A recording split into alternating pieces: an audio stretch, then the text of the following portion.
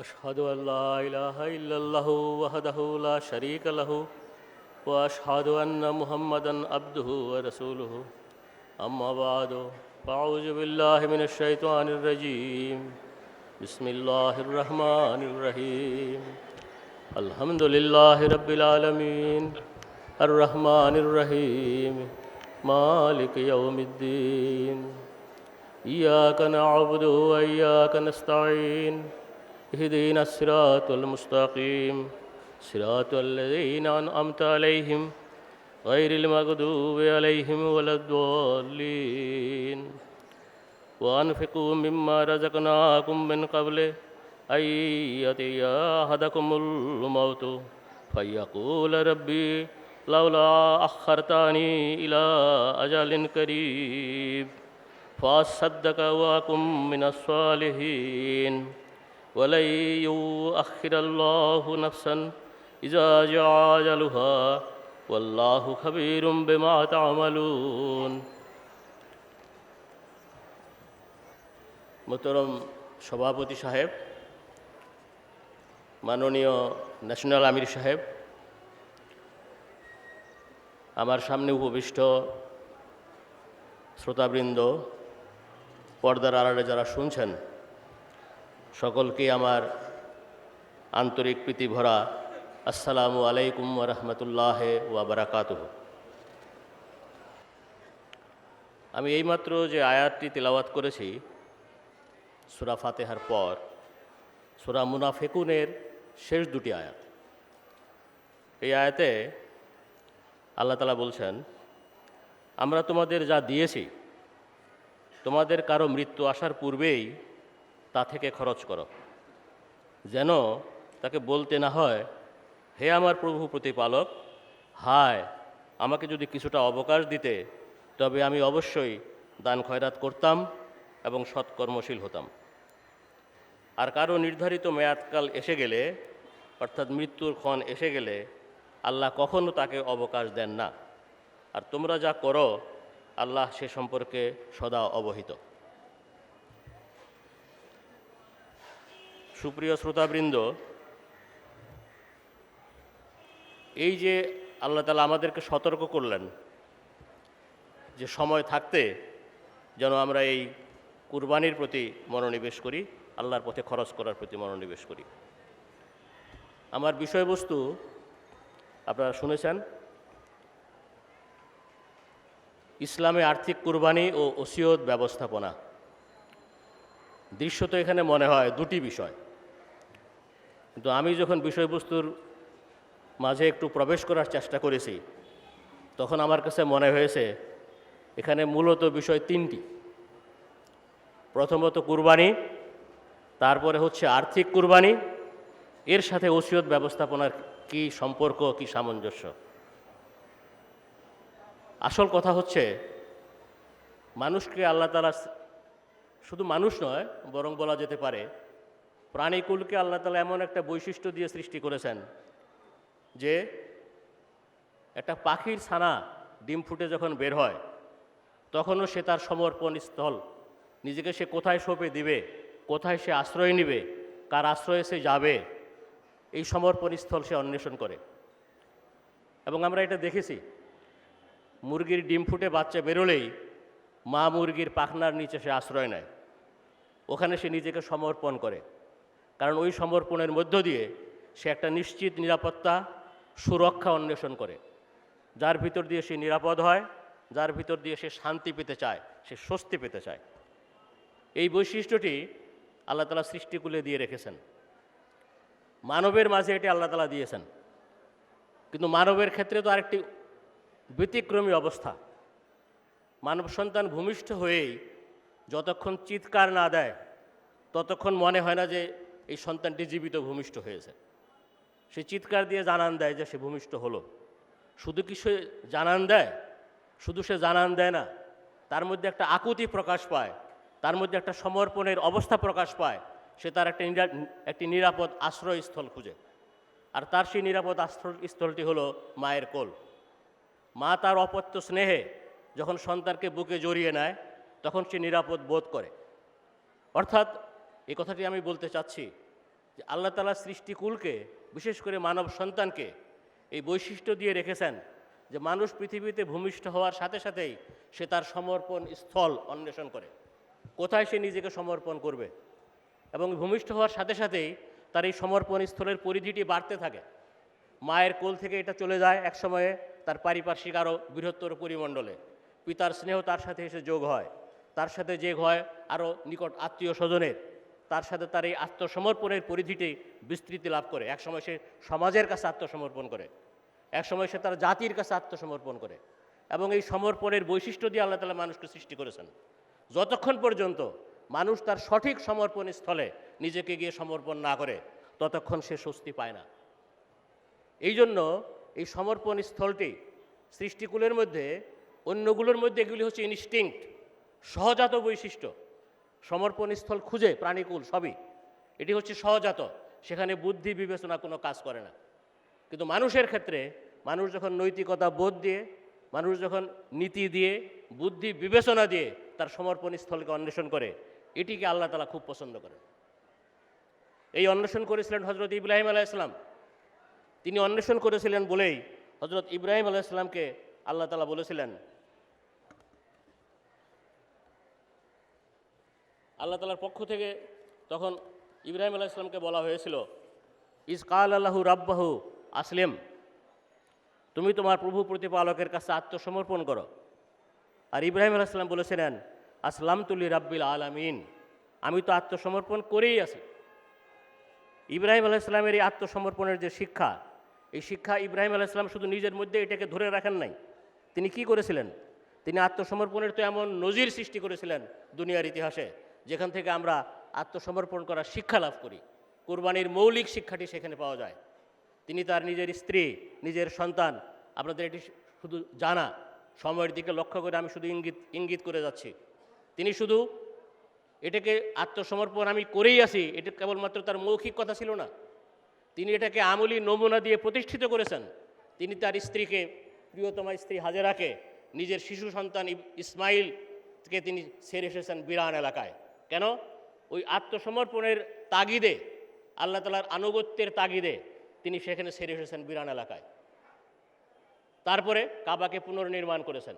এখানেই তিনি শেষ করেন নাই, তিনি এই তার প্রজন্মে যে নবীর ধারা ছিল তাদের জন্য তিনি এই উপদেশ বাণী দিয়েছেন, তামুতুন্না ইল্লা ওয়া আনতুম মুসলিমুন, তোমরা কখনোই আত্মসমর্পণকারী না হয়ে মরো না। অর্থাৎ ইব্রাহিম আলাইহিস সালাম কেবলমাত্র নিজের প্রজন্ম ধারাকে এটাকে রাখেন নাই, তিনি এটাকে সজীব করে দিয়েছেন, সচল করে দিয়েছেন। ইব্রাহিম এই মিল্লাতের মধ্যে যারা অন্তর্ভুক্ত, তাদের প্রত্যেকের মধ্যে এই আত্মসমর্পণের, এই কুরবানির শিক্ষাটিকে তিনি জারি করেছেন। অতএব এখান থেকে আমাদেরকে শিক্ষা নিতে হবে কুরবানির কি বৈশিষ্ট্য নিয়ে আত্মসমর্পণ করতে হয়।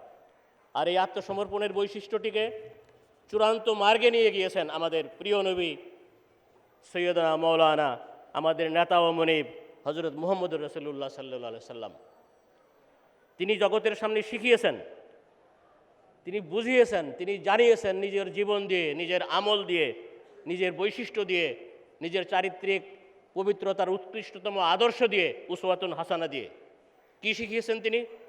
তিনি শিখিয়েছেন, ইন্নাস সালাতি ওয়া নুসুকি ওয়া মাহিয়ায়া ওয়া মামাতি লিল্লাহি রাব্বিল আলামিন লা শারিকা লাহু ওয়া বিযালিকা উমিরতু ওয়া আনা আউয়ালুল মুসলিমিন। নিশ্চয় আমার নামাজ, আমার কুরবানি, আমার বাঁচা ও মরা সব বিশ্বজগতের প্রভু প্রতিপালক আল্লাহরই জন্য, তার কোনো শরিক নেই, আমাকে এ আদেশই দেয়া হয়েছে, আর আমি আত্মসমর্পণকারীদের মধ্যে এগিয়ে, আউয়ালুল মুসলিমিন, শীর্ষে আমার অবস্থান। এবং আল্লাহ তাআলা এই ঘোষণাটি দিয়েছেন। অতএব আমরা এখানে যারা উপবিষ্ট আছি এবং যারা শুনছেন, বিশেষ করে আমার মুসলমান ভাইরা, আহমদি ভাইরা, তাদের কাছে এই বিষয়টি মৌলিকভাবে বলতে চাই। ইসলামের এই মৌলিক শিক্ষাকে ধারণ করে আছে আহমদিয়া মুসলিম জামাত, এই আত্মসমর্পণের বিষয়টিকে বুঝেছে, উপলব্ধি করেছে, আর এর মর্মার্থকে মুহাম্মদুর রাসূলুল্লাহ সাল্লাল্লাহু আলাইহি সাল্লাম চিরজীবন্ত রূপ দিয়েছেন। আর এই আখেরি জামানায় মহানবী সাল্লাল্লাহু আলাইহি সাল্লামের পবিত্রকরণ শক্তির প্রভাব ও প্রতিফলনে আবির্ভূত ইমাম মাহদী ও মসিহ মাউদ আলাইহিস সালামের আবির্ভাবে খলিফাতুল মসিহগণের ঐশী সাহায্যপুষ্ট নির্দেশনার ও পরিচর্যায় আজ ইসলাম আহমদিয়াতের চিরসবুজ ফলদায়ী প্রাণ সঞ্চারী গতিধারায় কুরবানির ময়দানে নিত্য নতুন আলোকোজ্জ্বল উচ্চতায় প্রতিনিয়ত এগিয়ে চলছে আহমদিয়া মুসলিম জামাত। চক্ষুষ্মানদের কাছে তা দৃশ্যমান। আর কুরবানির উদ্দীপ্ত উজ্জীবতায় ভূ রাজনৈতিক সীমারেখা অতিক্রম করে বর্তমানে তা বিশ্বজনীন রূপ নিয়েছে। অতএব এই কুরবানির ধারায় ফজিলত এর কল্যাণ লাভ করে চলেছে সারা বিশ্ব বর্তমানে আল্লাহ তাআলার ফজলে। কাজে ইসলাম আত্মনিবেদনের, নিজেকে আল্লাহর সমীপে পরিপূর্ণ সমর্পণের যে মহান শিক্ষা দিয়েছে, এই শিক্ষার মাঝে আর্থিক কুরবানির অবস্থান একটি বিশেষ অবস্থান রাখে। ইসলামী শিক্ষায় হুকুকুল্লাহ অর্থাৎ পরম উপাস্য আল্লাহর প্রাপ্য অধিকারসমূহ আদায় করা এবং হুকুকুল ইবাদ অর্থাৎ তাঁর সৃষ্টির প্রাপ্য অধিকারসমূহ প্রদান করা, এই উভয় ক্ষেত্রে সবিশেষ ভূমিকা পালন করে চলছে আলহামদুলিল্লাহ। সুপ্রিয় শ্রোতাবৃন্দ, আমি যা আপনাদের সামনে উপস্থাপন করব, এই বিষয়ের বস্তুর আঙ্গিকে যা বলবো, যে কথাগুলি উপস্থাপন করব, এগুলো কোনোটাই আমার নিজের কথা নয়। সবই পবিত্র কোরআনের আলোকে, সবই মুহাম্মদ রাসূলুল্লাহ সাল্লাল্লাহু আলাইহি ওয়াসাল্লামের নির্দেশনার আলোকে, সবই হযরত ইমাম মাহদী মসিহ মাউদ আলাইহিস সালাম জগতের সামনে ইসলামকে জীবন্ত করার জন্য যে বৈশিষ্ট্যকে তিনি জারি করেছেন, তারই আলোকে আমি আপনাদের সামনে উপস্থাপন করব এবং যুগ খলিফার উদ্ধৃতির মূলে আমি আপনাদের সামনে উপস্থাপন করব। বিষয়বস্তুর গভীরে ঢোকার আগে আসুন আমরা এবার একটু দেখে নেই এই যুগটা কি যুগ, যে যুগে আমরা এখন বাস করছি। এই যুগটাকে বলা হয় তাগুতি শক্তির, শয়তানি শক্তির সাথে তৌহিদি শক্তির শেষ মোকাবেলার কাল। এই শেষ মোকাবেলার কালটি বুঝতে পারে নাই আমাদের সহবিশ্বাসধারী মুসলমান ভাইরা। তারা এটাকে আক্ষরিক অর্থে চিন্তা ভাবনা করেছে, এই জন্য তারা সত্যিকারের বিষয় কুরবানির মর্মার্থকে তারা উপলব্ধি করতে পারেন নাই। আল্লাহ তাআলার ফজলে আহমদিয়া মুসলিম জামাত সেটি উপলব্ধি করতে পেরেছে। কিভাবে উপলব্ধি করতে পেরেছে? হাদিস পাঠে জানা যায় দাজ্জাল আবির্ভূত হবে রুটির পাহাড় নিয়ে, আর ইমাম মাহদী মসিহ মাউদ আলাইহিস সালাম আবির্ভূত হবেন, এত সম্পদ বিতরণ করবেন তিনি যে মানুষ তা নিতে চাইবে না। দুটি বিষয়ের মধ্যে পারস্পরিক দ্বন্দ্ব মনে হয় নাকি? একজনের রুটির পাহাড় দিচ্ছে, আরেকজনের সম্পদ দিতে চাচ্ছে কিন্তু মানুষ নিতে চায় না। এর মধ্যে কি ব্যতিক্রম?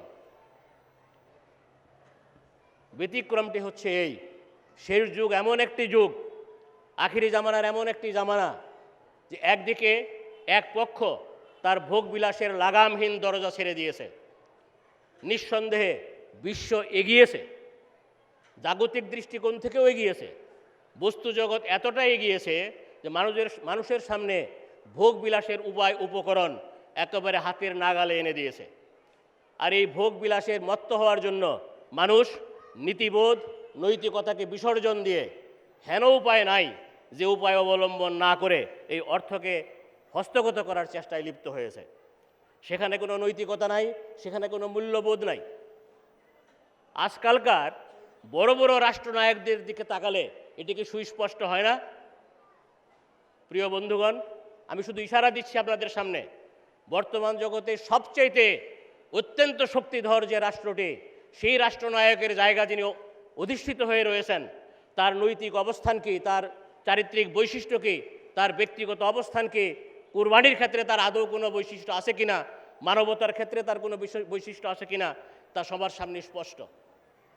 কিন্তু ভোগ বিলাসের ক্ষেত্রে কোনো ব্যত্যয় ঘটে নাই এবং এই ভোগবিলাসের জগৎটিকে উন্মুক্ত করে দিয়েছে দাজ্জালি ফিতনা।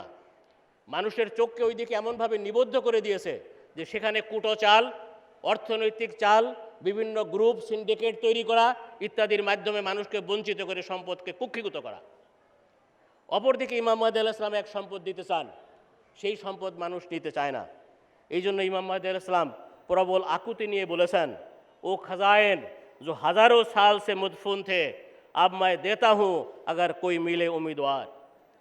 হাজার হাজার বছর ধরে যে ধনভাণ্ডার লুক্কায়িত ছিল, আজ অমূল্য এই সম্পদ আমি তারে দিতে চাই, আকাঙ্ক্ষী কাউকে যদি পাই। কি সেই সম্পদ, কি সেই অমূল্য সম্পদ যা ইমাম মাহদী মসিহ মাউদ আলাইহিস সালাম দিতে চান? তারই ভাষায় শুনুন। তোমরা যদি এই ধনভাণ্ডার সম্বন্ধে জ্ঞাত থাকিতে যে খোদা তোমাদের প্রত্যেক প্রয়োজনের সময় কাজে আসিবেন, তাহা হইলে সংসারের জন্য এরূপ আত্মহারা কেন হইবে? খোদা এক প্রিয় সম্পদ, তোমরা তার কদর করো। প্রত্যেক পদে তিনি তোমাদের সহায়ক, তিনি ব্যতিরেকে তোমরা কিছুই নহ, এবং তোমাদের পার্থিব উপকরণ ও তদ্বির কিছুই নহে।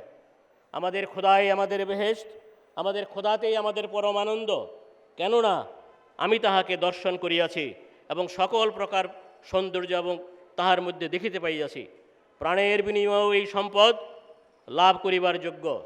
এই মণি ক্রয় করিতে যদি সমস্ত শক্তি সামর্থ্য নিঃশেষিত হয়, তবুও ইহা ক্রয় করা উচিত। হে খোদা লাভে বঞ্চিত ব্যক্তিগণ, এই প্রশ্রবণ পানে ধাবিত হও। ইহা তোমাদিগকে পরিতৃপ্ত করিয়া দিবে। ইহা জীবনের উৎস, যাহা তোমাদিগকে সঞ্জীবিত করিবে। এই সেই অমূল্য সম্পদ, যেই সম্পদ আখিরি জামানায় আবির্ভূত ইমাম মাহদী আলাইহিস সালাম দিতে চান, কিন্তু মানুষ তা নিতে চায় না। কারণ এটা নেওয়ার সাথে মুজাহেদার এক গভীর সম্পর্ক। এটা নেওয়ার সাথে নিজের অর্থাৎ নিজের নফসের সাথে নিজের, যেটাকে মহানবী সাল্লাল্লাহু আলাইহি ওয়াসাল্লাম বলেছেন জিহাদে আকবর। ওই জিহাদ করে এটাকে লাভ করতে হয়। এই জন্যই ইমাম মাহদী মসিহ মাউদ আলাইহিস সালাম বলেছেন, জীবনের মূল উদ্দেশ্য লাভের জন্য খোদা তাআলা মুজাহেদা নির্ধারণ করিয়াছেন। অর্থাৎ আপন ধন খোদার পথে ব্যয়ের দ্বারা, নিজ শক্তি খোদার পথে নিয়োগের দ্বারা, নিজ প্রাণ খোদার পথে উৎসর্গের দ্বারা এবং নিজ বুদ্ধি খোদার পথে পরিচালনার দ্বারা তাহাকে অন্বেষণ করিবে। তোমাদের ধন, তোমাদের প্রাণ এবং তোমাদের আত্মা, ইহার যাবতীয় শক্তি নিচয় সহ খোদার পথে উৎসর্গ করো। বুদ্ধি, জ্ঞান, বিচার শক্তি, নৈপুণ্য ইত্যাদি যাহা কিছু আমরা তোমাদিগকে দিয়াছি, তৎসমুদয়ই খোদার পথে নিয়োগ করো। যাহারা আমাদের পথে সর্বপ্রকার চেষ্টা করে, আমরা তাহাদিগকে আমাদের পথসমূহ দেখাইয়া থাকি। এই সবই কোরআন শরীফের সূরা তওবার 20 নম্বর আয়াত, সূরা বাকারার 4 নম্বর আয়াত, সূরা আনকাবুতের 70 নম্বর আয়াতের উদ্ধৃতিমূলে ইসলামী উসুল কি ফিলসফি পুস্তকে হজরত মুসিহ মাউদ ইমাম মাহদী আলাইহিস সালাম বর্ণনা করেছেন। এই জন্য প্রিয় ভাইরা, শ্রোতাবৃন্দ, খোদার নৈকট্য প্রত্যাশী প্রিয় শ্রোতাবৃন্দ, আমার সামনে যারা উপবিষ্ট আছেন, ইবাদতের বিস্তৃত পরিসরে আর্থিক কুরবানির বিষয়টি ব্যাপকভাবে বিদ্যমান। হজরত মুসিহ মাউদ আলাইহিস সালাম পবিত্র কোরআনের আল বাকারা, আলে ইমরান, আন নিসা, আত তওবা, আর রাদ, বনি ইসরাইল, আল ফুরকান, আল জারিয়াত, আদ দাহার, এই সমস্ত সূরাসমূহের বিভিন্ন আয়াতের উদ্ধৃতি দিয়ে ইসলামী শিক্ষামালায় আর্থিক কুরবানি কোন নীতিমালাতে করতে হবে তার প্রতি তিনি আলোকপাত করেছেন। প্রথম কথাই হচ্ছে, আর্থিক কুরবানি করার জন্য যে উপার্জন থেকে আর্থিক কুরবানি করা হবে তা হতে হবে পবিত্র। এই জন্য তিনি বলেছেন, হে ইমানদারগণ, তোমরা ওই ধন হইতে লোকদিগকে বদান্যতা, কৃপা বা সৎকা ইত্যাদি আকারে দাও, যাহা তোমাদের পবিত্র উপার্জন। এর ব্যাখ্যা করেছেন, এটি হচ্ছে কোরআন শরীফের সূরা বাকারার 268 নম্বর আয়াতের অনুবাদ। এর ব্যাখ্যায় মুসিহ মাউদ আলাইহিস সালাম নিজে বলছেন, অর্থাৎ যাহার মধ্যে চুরি, ঘুষ, গচ্ছিত ধনের তসরুপ বা বিশ্বাসঘাতকতা দ্বারা অর্জিত সম্পদ কিংবা জুলুম লব্ধ টাকার মিশ্রণ নাই। অপবিত্র হইতে দান করিব এমন অমূলক ধারণা যেন তোমাদের হৃদয় থেকে দূর হয়ে যায়।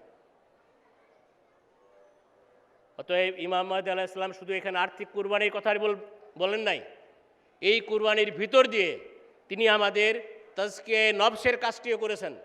তিনি আমাদের আত্মশুদ্ধির দিক নির্দেশনা দিচ্ছেন। এর মাধ্যমে যে অর্জিত সম্পদ হবে, এই পবিত্র সম্পদ আল্লাহ তাআলার রাস্তায় নিবেদন করতে হবে, কুরবানি করতে হবে।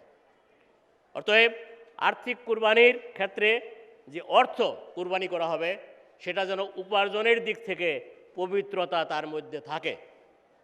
কাউকে ঠকিয়ে, ঠকবাজি করে, কাউকে বঞ্চিত করে, তার সম্পদ কুক্ষিগত করে তারপরে যেন এই হৃদয়ে না জাগে যে আমি এটা দিয়ে দিই আল্লাহর রাস্তায়, তাইলে আমার অনেক বড় কুরবানি হয়ে যাবে। আজকালকার জগতে এমন বহু দৃশ্যমান যে টাকা রোজগার করে নাও, তারপরে চাঁদা দিয়ে দিবা, ঠিক হয়ে যাবে। আবার যেন তেন উপায়ে টাকা রোজগার করে নাও, এরপরে একটা মাদ্রাসা দিয়ে দাও, একটা এতিমখানা বানায় দাও, তোমার সাদকায়ে জারিয়া কায়েম হয়ে গেল। এইরকম ধারণা যেন না জন্মায়, এই জন্য কোরআন করিমের সূরা বাকারার 265 নম্বর আয়াতে উদ্ধৃত করে হজরত ইমাম মাহদী মসিহ আলাইহিস সালাম বলছেন, তোমাদের দান খয়রাত ও বদান্যতার খোঁটা দিয়ে গ্রহীতার মনে কষ্ট দিয়া পুণ্য নষ্ট করিবে না। অর্থাৎ অনুগৃহীত ব্যক্তিকে ইহা বা উহা ইত্যাদি দিয়াছি এমন কথা বলিবে না, তাহাদেরকে দুঃখ দিবে না, কারণ ইহার দ্বারা তোমার যে পরোপকারিতার যে বৈশিষ্ট্য সেটি পণ্ড হইয়া যাইবে। এই পন্থাও অবলম্বন করিবে না যে তোমরা তোমাদের অর্থ লোক দেখানোর জন্য ব্যয় করিতেছ। অতএব এই আর্থিক কোরবানির বিষয়টি এমন হইতে হবে যেন এটা লোক দেখানো না হয়। এরপর হচ্ছে আর্থিক কোরবানির বৈশিষ্ট্য সম্পর্কে, যদি সেটা লোক দেখানো না হয়, উপার্জনটি যদি বৈধ হয়, পবিত্র হয়, তাহলে এরকম যখন হয় এবং সৃষ্ট জীবদের প্রতি পরোপকার করা হয়, এমন যদি বৈশিষ্ট্য থাকে, তাহলে তাদের সম্পর্কে আল্লাহ তাআলা বলছেন, খোদা তার সৃষ্ট জীবের প্রতি এহসানকারী দিগকে বন্ধুরূপে গ্রহণ করেন। আল্লাহ তাআলার ভালোবাসার পাত্র হওয়া যায় তখন। সূরা বাকারার 196 নম্বর আয়াত। আল্লাহর কাছে যদি সেই ভালোবাসা লাভ করতে হয়, তাহলে এই বৈশিষ্ট্যগুলির মাধ্যমে অর্থ কুরবানির জায়গায় আসতে হবে এবং এই অর্থ কুরবানির মূল চাহিদাটি থাকতে হবে, কামনাটি থাকতে হবে আল্লাহ তাআলার সন্তুষ্টি। এই মানের কুরবানি যখন হবে, তখন তাদের সম্পর্কে আল্লাহ তাআলা বলছেন, যাহারা প্রকৃত পরোপকার করে তাহাদিগকে কর্পূর মিশ্রিত পানীয়ের পাত্র হইতে পান করানো হইবে। কর্পূর মিশ্রিত পানীয় থেকে পাত্র থেকে পান করানো হবে। আধুনিক চিকিৎসা বিজ্ঞানও বলে ক্যাম্ফর কর্পূর থেকে বিভিন্ন পদ্ধতির মাধ্যমে, এক্সট্রাকশন পদ্ধতির মাধ্যমে এমন এমন বৈশিষ্ট্য সম্পন্ন ঔষধ প্রস্তুত করা হয় যা মানুষের দেহের দূষিত পদার্থকে দূর করে এবং তা মানুষকে সুস্থ করে তোলে। এর উদ্ধৃতিতে দেখেন মুসলিম আলাইহিস সালাম বলছেন, মুসলিম আলাইহিস সালাম নিজেই এটার মানে ব্যাখ্যা দিয়েছেন।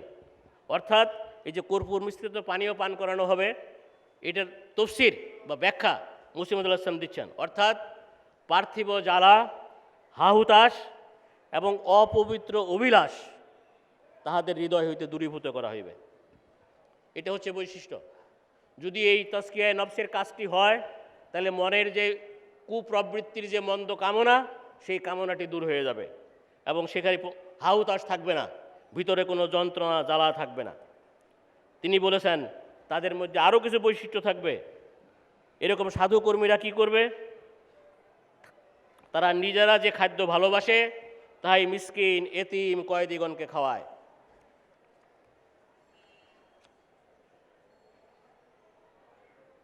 সময়ের দিকে লক্ষ্য করে আমি কিছু উদ্ধৃতি এখানে একটু সংক্ষেপ করব বন্ধুগণ। মুসলিম মাউদ আলাইহিস সালাম আর্থিক কুরবানির বিষয়ের দিকে আরেকটি বিষয় দিয়েছেন, সেটা হচ্ছে এই, বিত্তবানরা যেন মনে না করে যে আমরা অনেক বেশি দান খয়রাত করে ফেলতেছি। দানটা যেন কেবলমাত্রই আল্লাহ তাআলার সন্তুষ্টির খাতিরে হয়।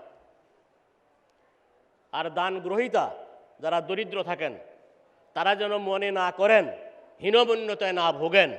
এই জন্য বলা হয়েছে কোরআন শরীফে, বিত্তবানদের ধনে অন্যদেরও অধিকার আছে। শব্দটি ব্যবহার করা হয়েছে অধিকার। অতএব দান অর্থ এই আর্থিক আনুকূল্যের ক্ষেত্রে যারা এই আর্থিক আনুকূল্যটি গ্রহণ করেন, তারা যেন হীনমন্যতার শিকার কখনো না হন। তারা মাথায় রাখবেন, কোরআন শরীফ এই শিক্ষা দিয়েছে যেটা তাদের অধিকার। অতএব বিত্তবানরা যখন আর্থিক কুরবানি করেন, তারা যেন এটা মনে না করেন যে তারা অনুকম্পা করতেছেন, তারা দয়া করতেছেন। তারা অপেক্ষাকৃত বিত্তহীন যারা, তাদের অধিকারকে আল্লাহ তাআলা সংরক্ষণ করে দিয়েছেন। অতএব এই অধিকার সংরক্ষণের দিকে দৃষ্টি দিয়েই পবিত্র কোরআনে জাকাত ব্যবস্থা রাখা হয়েছে। মৌলিক একটি দিক নির্দেশনা সেখানে দিয়ে রাখা হয়েছে। এখন এই যে আর্থিক কুরবানির এই বিষয়টিতে যতক্ষণ পর্যন্ত মানবতার সহানুভূতিতে ওই অর্থ ব্যয় করা না হয় ততক্ষণ তো আর্থিক কুরবানির মর্যাদা লাভ করে না। এবং তোমাদের কাছে যা প্রিয় সেটা যতক্ষণ পর্যন্ত আল্লাহ তাআলার খাতিরে কুরবানি করা না হয় ততক্ষণ পর্যন্ত কুরবানি হয় না, আর্থিক কুরবানি হয় না। এই বিষয়টি সূরা আলে ইমরানের 93 নম্বর আয়াতে সুস্পষ্ট করা হয়েছে। এই দরিদ্রের হক আদায়ের ক্ষেত্রে ইমাম মাহদী মসিহ মাউদ ইসলাম বলছেন পবিত্র কোরআনের 17 নম্বর সূরার 27 নম্বর আয়াতের উদ্ধৃতিতে, দরিদ্রের হক আদায় করো, মিসকিনদিগকে দাও, পথিকদের সেবা করো, অপব্যয় হইতে আত্মরক্ষা করো। এই অপব্যয় হইতে আত্মরক্ষা করার ব্যাখ্যা মসিহ মাউদ ইসলাম নিজে করতেছেন ইসলামী উসুল কি ফিলোসফি পুস্তকে। অর্থাৎ বিবাহ শাদীতে এবং নানা প্রকার বিলাসিতার ক্ষেত্রে সন্তানের জন্ম গ্রহণকে উপলক্ষ করে সামাজিক কদাচার পালনে যত অপব্যয় করা হয় তাহা হইতে আত্মরক্ষা করিবে। অতএব ইসলামের আর্থিক কুরবানির যে ক্ষেত্রগুলি সেগুলি স্বয়ং মসিহ মাউদ ইমাম মাহদী আলাইহিস সালাম সুস্পষ্ট করেছেন পবিত্র কোরআনের আলোকে। এবং এই পবিত্র কোরআনের শিক্ষাটি হযরত রাসূল করিম সাল্লাল্লাহু আলাইহি ওয়াসাল্লামের জামানায় সাহাবীরা খুব সুন্দরভাবে বুঝতেন, উপলব্ধি করতেন। সেই জন্যই রাসূল করিম সাল্লাল্লাহু আলাইহি ওয়াসাল্লাম যখন কোনো আর্থিক কুরবানির তাহরিক করতেন, কেউ নিয়ে আসতেন তার সম্পত্তির অর্ধেক, কেউ নিয়ে আসতেন 10,000 একেবারে উন্নত মানের উট, কেউ নিয়ে আসতেন তার সম্পদের পুরোটাই। আমি যাদের কথা আপনাদের সামনে বললাম তারা একজন হযরত উসমান রাদিয়াল্লাহু আনহু, একজন হযরত ওমর রাদিয়াল্লাহু আনহু, একজন হযরত আবু বকর রাদিয়াল্লাহু আনহু। এই যে বৈশিষ্ট্য, এই বৈশিষ্ট্যকে ধারণ করতে পেরেছিলেন, ইসলামের সমহান শিক্ষাকে অবলম্বন করতে পেরেছিলেন সাহাবী রাদিয়াল্লাহু আনহু। আর ইসলাম নির্দেশিত আর্থিক কুরবানির এই সমস্ত বিধিবিধানের আওতায় আল্লাহ তাআলার ফজলে আহমদিয়া মুসলিম জামাত ঐশী খেলাফতের তত্ত্বাবধানে ব্যাপকভাবে অংশগ্রহণের সৌভাগ্য লাভ করছে। যে সমস্ত খাতে একজন আহমদি আর্থিক কুরবানি পেশ করে আমি তা আপনাদের সামনে সংক্ষেপে তুলে ধরছি। জাকাত, ফিতরানা, ফিদিয়া, ঈদ ফান্ড, চান্দা আম, চান্দা জলসা সালানা, তাহরিকে জদিদ, ওয়াকফে জদিদ, নুসরত জাহাঁ স্কিম, বুয়ুতুল হামদ, ইতিম ফান্ড, মসজিদ ফান্ড, সদকা, মরিয়ম শাদি ফান্ড, সৈয়দনা বিলাল ফান্ড, ইশায়াত ইসলাম, এছাড়াও হযরত খলিফাতুল মসির পক্ষ থেকে যখনই যে তাহরিক আসে সমস্ত জামাত সেখানে লাভবায়ক বলে হাজির হয়ে যায়। আর্থিক কোরবানির এই বিষয়টি অত্যন্ত গুরুত্বপূর্ণ। একজন আহমদীর জন্য আর্থিক কুরবানির বিষয়টি একেবারে মৌলিক। হযরত খলিফাতুল মসিহ আল খামেস আয়াদাহুল্লাহ তাআলা বিনাসরিল আজিজ খেলাফতের মসনদকে অলঙ্কৃত করার সাথে সাথেই জামাতের সামনে তিনি প্রথমত দুটো মৌলিক কথা বলেছিলেন, দোয়া দোয়া দোয়া, নামাজ নামাজ নামাজ, নামাজ প্রতিষ্ঠা করো, নামাজ প্রতিষ্ঠা করো, নামাজ প্রতিষ্ঠা করো, দোয়া করো দোয়া করো দোয়া করো। এরপরে হযরত খলিফাতুল মসিহ আল খামেস আয়াদাহুল্লাহ তাআলা বিনাসরিল আজিজ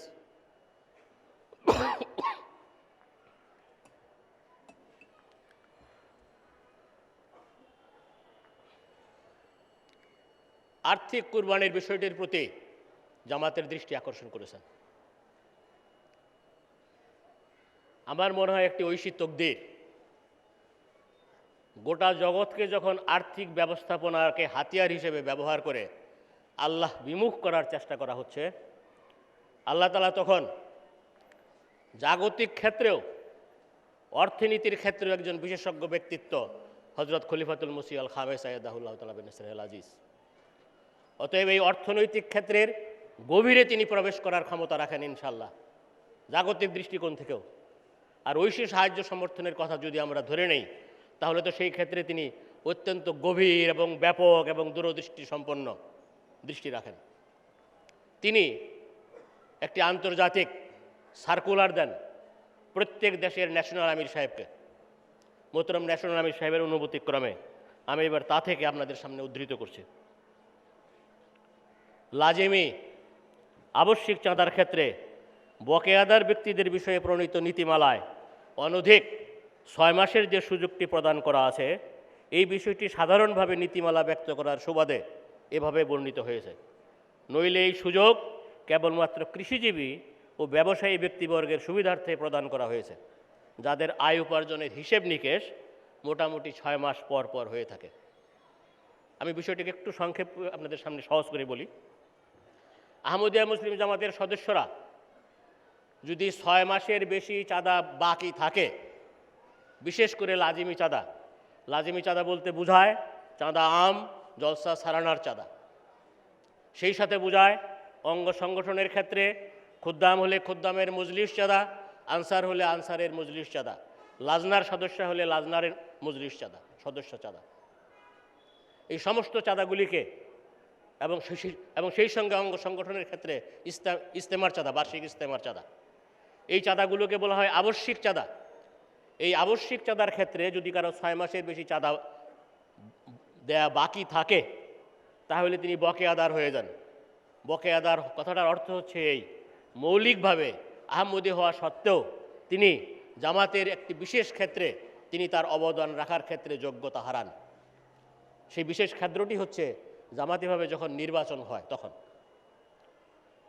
বিভিন্ন আঙ্গিকে যখন নির্বাচন হয় তখন তিনি সেই অধিকারটি হারান। কেন? যে তিনি বকেয়াদার হয়ে যান। এইটার দিকে দৃষ্টি আকর্ষণ করে খলিফাতুল মুসিহ আল খামেজ বলছেন, চাঁদা প্রদানের ক্ষেত্রে হজরত মুসিহ মাউদ আলাইহিস ইসলাম নিম্নোক্ত মন মানসিকতা ব্যক্ত করেছেন। কি সেই মন মানসিকতা?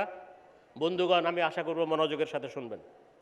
হজরত ইমাম মাহদী মসিহ মাউদ আলাইহিস ইসলাম বলেন, প্রত্যেক এমন ব্যক্তি যে আমার মুরিদ হিসেবে পরিগণ্য তার উচিত 1 পয়সা হলেও কিংবা 1 কোটি হলেও সে যেন নিজের জন্য একটি মাসিক চাঁদা ধার্য করে নেয়। যে ব্যক্তি কিছুই ধার্য করে না আর দৈহিকভাবেও এই জামাতের কোনো সেবা করে না, যে ব্যক্তি কিছুই ধার্য করে না এবং দৈহিকভাবেও এই জামাতের সেবা করে না, সে একজন মুনাফিক। এরপর থেকে সে আর এই জামাতে থাকতে পারবে না। এই বিজ্ঞাপন প্রকাশিত হওয়ার পর আগামী 3 মাস পর্যন্ত প্রত্যেক বয়াতকারীর পক্ষ থেকে সেই জামাতের সাহায্যকল্পে মাসিক কী পরিমাণ চাঁদা প্রদানের দায়িত্ব গ্রহণ করলো এ মর্মে জবাবের জন্য অপেক্ষা করা হবে। আর 3 মাসের মধ্যে যদি কারো উত্তর না পাওয়া যায় তাহলে বয়াতকৃতদের তালিকা থেকে তার নাম বাদ দেয়া হবে এবং এই কথা সবাইকে জানিয়ে দেওয়া হবে।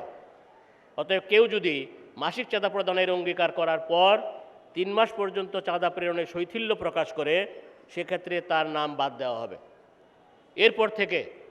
এরপর থেকে কোনো অহংকারী ও উদাসীন ব্যক্তি যে সাহায্যকারীদের অন্তর্ভুক্ত নয় এই জামাতে কখনো থাকতে পারবে না। মুজমুয়া ইশতেহারাত 3য় খণ্ড পৃষ্ঠা 467 469। বন্ধুগণ, আমার মনে হয় আমি আপনাদের সামনে আর্থিক কোরবানি করার গুরুত্বের বিষয়টির প্রতি আলোকপাত করতে সচেষ্ট ছিলাম। আশা করি বন্ধুগণ উপলব্ধি করতে পেরেছেন। এবারে আমার দ্বিতীয় অংশে সংক্ষিপ্ত করতে হবে, কারণ আমাকে সংক্ষেপের নোটিশ এসে গেছে। ওসিয়ত ব্যবস্থাপনা কি? গোটা জগৎ যখন,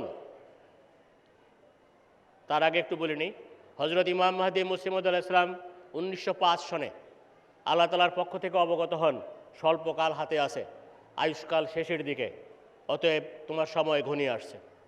সেই সময় হজরত ইমাম মাহদী মসিহ মাউদ আলাইহিস সালাম পরম মমতায় জামাতকে সামনে রেখে জামাতের সদস্যদের ইমান আকিদার হেফাজতের জন্য আল ওসিয়ত পুস্তকটি রচনা করেছেন। অতএব এই আল ওসিয়ত পুস্তকের প্রথম যে অংশ আছে সেখানে তিনি বর্ণনা করেছেন ইমান আকিদার হেফাজত কি করে করতে হয়, কোন আল্লাহর প্রতি বিশ্বাস স্থাপন করতে হয়, রসুল সাল্লাল্লাহু আলাইহি ওয়াসাল্লামের কাছে রসুল সাল্লাল্লাহু আলাইহি ওয়াসাল্লামকে কীভাবে মানতে হয় এবং কি করে মুত্তাকি হওয়া যায় তার তিনি দিক নির্দেশনা দিয়েছেন। সেই সাথে তিনি জামাতকে জানিয়েছেন যে আমার মৃত্যুর পর কুদরতে সানিয়ার প্রকাশ হবে, খেলাফতে প্রতিষ্ঠিত হবে। আমরা সবাই সাক্ষী, আমরা নিজেরা সবাই সেই খেলাফতের সাথে সম্পৃক্ত হয়ে তার অংশ হয়ে আছি। সেই সাথে তিনি আরেকটি কথা বলেছেন সেখানে, সেই কথাটি হচ্ছে এই যে যেহেতু অর্থ লিপ্সা দিয়ে জগৎকে খোদা থেকে বিমুখ করার প্রচেষ্টা চালানো হয়, অতএব আহমদীরা আর্থিক কুরবানির ক্ষেত্রে আরও এগিয়ে যাবে এতটা এগিয়ে যাবে যে প্রত্যেকেই তাদের আয় উপার্জনের ন্যূনপক্ষে 10 ভাগের 1 ভাগ আর বেশির পক্ষে 3 ভাগের 1 ভাগ আয় উপার্জন এবং সম্পদের তারা আল্লাহর রাস্তায় খরচ করার জন্য বাইতুল মালে দিয়ে দেবে। এইভাবে প্রত্যেক ব্যক্তি যদি তার নিজ সম্পদের 10 ভাগের 1 ভাগ বাইতুল মালে দিয়ে দেয়, তাহলে দেখা যাবে তার 2-3 প্রজন্ম পার হতে হতেই তার নিজের উপার্জনের যা কিছু সম্পদ ছিল সবটাই বাইতুল মালে চলে গেছে। অতএব এইভাবে প্রজন্ম থেকে প্রজন্ম ধারায় প্রত্যেক প্রজন্মের সম্পদ বলতে গেলে গোটাটাই একসময় বাইতুল মালের সম্পদে পরিণত হবে। অর্থাৎ নিজের সম্পদকে পরিপূর্ণভাবে আল্লাহ তাআলার কাছে সমর্পণের বিষয়টি পরিপূর্ণতা লাভ করবে। এবং এই পরিপূর্ণতা লাভ করার ক্ষেত্রে কোনো ফন্দি ফিকির করা হবে না, কোনো ঠকবাজি করা হবে না, কাউকে কোনো বঞ্চিত করা হবে না। স্বেচ্ছাপ্রণোদিতভাবে প্রতিটি কুরবানিকারী তার নিজের সম্পদকে বাইতুল মালের করায়ত্তে দিয়ে দেবে।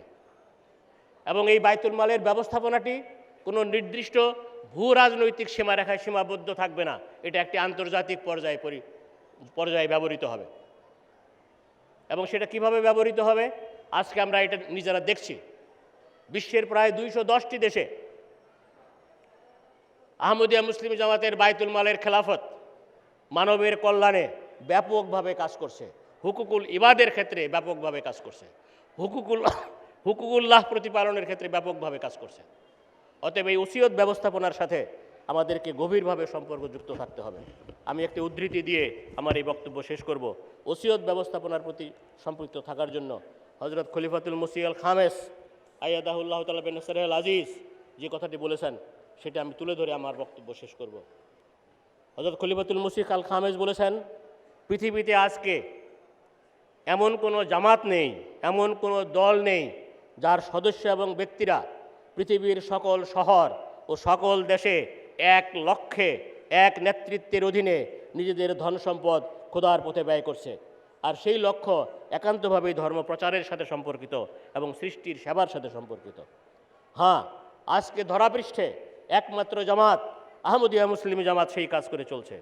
আর এটি সেই জামাত যাকে আল্লাহ তাআলা এই উদ্দেশ্যে প্রতিষ্ঠা করেছেন। এটি সেই জামাত যা রাসূল করিম সাল্লাল্লাহু আলাইহি ওয়াসাল্লামের নিবেদিত প্রাণ দাসের জামাত। এটি সেই জামাত যা প্রতিষ্ঠিত মসিহ ও ইমাম মাহদী আলাইহিস সালামের জামাত। অতএব এই ক্ষেত্রে তাহরিকে জাদিদের একটি বিশেষ ভূমিকা রয়েছে। আমরা সবাই উপলব্ধি করার যদি চেষ্টা করি তাহলে আমরা বুঝবো যে তাহরিকে জাদিদের সূচনা করেছিলেন হযরত খলিফাতুল মসিহ সানি রাদিয়াল্লাহু আনহু। তিনি যখন খেলাফতে আসীন হয়েছিলেন তখন বাইতুল মালে বলতে গেলে 1 টাকাও ছিল না। সেই বাইতুল মালকে আর্থিক কুরবানির ময়দানে তিনি গভীর এবং দৃঢ় মজবুত ভিত্তির উপর দাঁড় করিয়ে দিয়েছেন। আপনারা কালকের বক্তৃতায় শুনেছেন, যেটা দেশের গণ্ডি পেরিয়ে বিভিন্ন জায়গায় সেটি ছড়িয়ে ছিটিয়ে পড়েছে। তাহরিকে জাদিদের মুতালাবা রয়েছে, অনেকগুলো দফা রয়েছে, সেখানে কুরবানির শিক্ষা দেওয়া হয়েছে, সাদা সিধা জীবনযাপনের কথা বলা হয়েছে, নিজের জীবন আল্লাহ তাআলার রাস্তায় উৎসর্গ করার কথা বলা হয়েছে। এই জলসাটি বাংলাদেশে আমরা এখন যেটা উদযাপন করছি, আহমদিয়া জামাতের ইতিহাসে বাংলাদেশ জলসা উদযাপন করার দিক থেকে আমরা 100 বছরে পদার্পণ করেছি। অর্থাৎ জলসা আমরা যেদিন থেকে শুরু করেছিলাম সেই থেকে নিয়ে আমাদের এটা এখন 100 বছর পুরা হয়েছে। আমি বন্ধুদের দৃষ্টি আকর্ষণ করতে চাই, খেলাফতে আহমদিয়ার 100 বছর যখন পূর্ণ হয়েছিল তখন হযরত খলিফাতুল মসিহ আল খামেস ইউকে জলসার বক্তৃতায় বলেছিলেন, আমার এটা আকাঙ্ক্ষা যে 2008 সনে যখন খিলাফত প্রতিষ্ঠার শতবর্ষ হয়ে যাবে, বিশ্বের প্রত্যেক দেশে প্রত্যেক জামাতে উপার্জনশীল সদস্য অর্থাৎ চাঁদাদাতা সদস্য সংখ্যার অন্তত 50 ভাগ তখন এমনটা হবেন যারা হযরত আকদাস মসিহ মাউদ আলাইহিস সালামের মহামহিমান্বিত শিক্ষায় অন্তর্ভুক্ত হয়ে যাবেন। এই জন্য প্রত্যেক আহমদী ওসিয়তকারী হোক, এটা হযরত খলিফাতুল মসিহ আল খামেস আকাঙ্ক্ষা পোষণ করেছেন। তিনি বলেছেন, প্রত্যেক আহমদী ওসিয়তকারী হোক আর দৃঢ়তার সাথে তাকওয়ার উপর দণ্ডায়মান হোক। এটা এমন কল্যাণমণ্ডিত নিজাম যে মানব অন্তরকে পাক পবিত্রকারী এক ব্যবস্থাপত্র। এতে অন্তর্ভুক্ত হয়ে মানুষ নিজ অভ্যন্তরে পবিত্র পরিবর্তন অনুভব করতে থাকে।